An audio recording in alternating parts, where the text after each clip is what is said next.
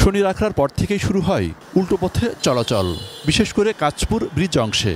নতুন একটি সেতু এবং ওভারপাস হওয়ায় যানজট কমেছে, কিন্তু দুর্ঘটনা। এখানে প্রতিনিয়ত চলছে রিক্সা, ব্যাটারি চালিত রিক্সা এবং অটোরিকশা।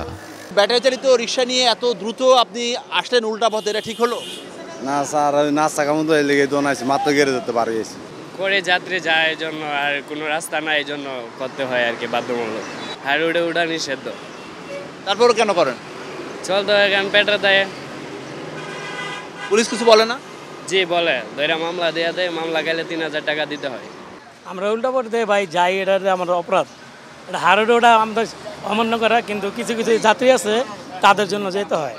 দুবার ধরা খেয়ে মনে করেন 1600 টাকার মতো লাগছে, 1700 টাকার মতো লাগছে। পরে এই 1700 টাকা ছাড়াই আনছে, আর ভিতরে উঠিনি। কুমিল্লা কিংবা ফেনীর দিকে এগুলোও ইউটার্ন কিংবা সিগন্যাল এলাকায় এমন ঝুঁকিপূর্ণ চলাচল নিয়মিত। আইন অমান্য তালিকায় শুধু রিক্সা বা ব্যাটারি চালিত রিক্সা নয়, আছে সব ধরনের যানবাহনই। রোডে যখন গাড়ি চলাচল করে, রাউন্ড সাইডে যখন গাড়ি ঢুকবে, অবশ্যই অ্যাক্সিডেন্ট হবে। টার্নিং পয়েন্টে অনেক বড় বড় দুর্ঘটনা ঘটছে, আমি দেখেছি। যার কারণে কিন্তু এই উদ্যোগগুলো নেওয়া হয়েছে। উদ্যোগগুলো মোটামুটি অনেক ভালো উদ্যোগ নিয়েছে। তারপরও আমাদের মানুষের আরও সচেতন হতে হবে। সড়ক হয়েছে আগের চেয়ে অনেক প্রশস্ত। ঝুঁকিপূর্ণ চলাচল রোধে বসানো হয়েছে ডিভাইডার, কোথাও কোথাও তারের বেড়া। সবকিছুতেই অদম্য যাত্রী কিংবা পথচারীরা। এভাবেই হয়তো কেউ জেনে শুনে মৃত্যুকে ডেকেও আনছেন। এখানে নামছে, এই জন্য এখান দিয়ে আইছি। এটা ঝুঁকিপূর্ণ কিনা? বাবা আমি এমনি আইনে অন্তত ওই বেটা করে দেখতে আইছি। কেন পার হলেন?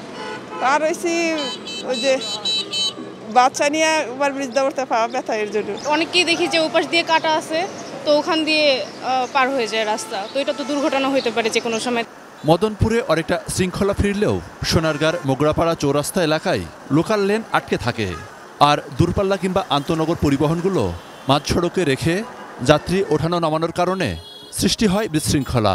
সেই সঙ্গে উল্টো পথে চলাচল আর ফুটপাত দখল আগের মতোই। ভাই আমাদের এই রাস্তাই নেই, এই রাস্তায় আপনার রং সাইডে আসতে হবে, আর নাহলে আসার উপায় নেই, মেঘনা থেকে ঘুরে আসতে হবে।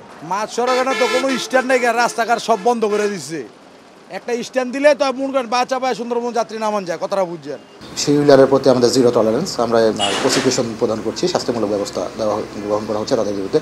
এছাড়াও মহাসড়কে ত্রুটিপূর্ণ যানবাহন যেগুলো আছে অথবা শৃঙ্খলা ভঙ্গ করতে যে যানবাহনগুলো, এগুলোর বিরুদ্ধে আমরা প্রতিনিয়ত প্রসিকিউশন দাখিল করছি। তো আমাদের কার্যক্রম অব্যাহত আছে, আগের তুলনায় আমাদের দুর্ঘটনার সংখ্যাও কমেছে। দেশের সবচেয়ে গুরুত্বপূর্ণ এই সড়কটি কয়েক বছর আগেই 4 লেনে উন্নীত করা হয়। নতুন করে আলোচনায় এসেছে 8 লেন করার পরিকল্পনাও। তবে যানবাহনের বিশৃঙ্খলা রোধ করতে না পারলে সুফল কতটা মিলবে? মনিরুল ইসলাম, ইন্টু, 18 নিউজ, সোনারগাঁ, নারায়ণগঞ্জ।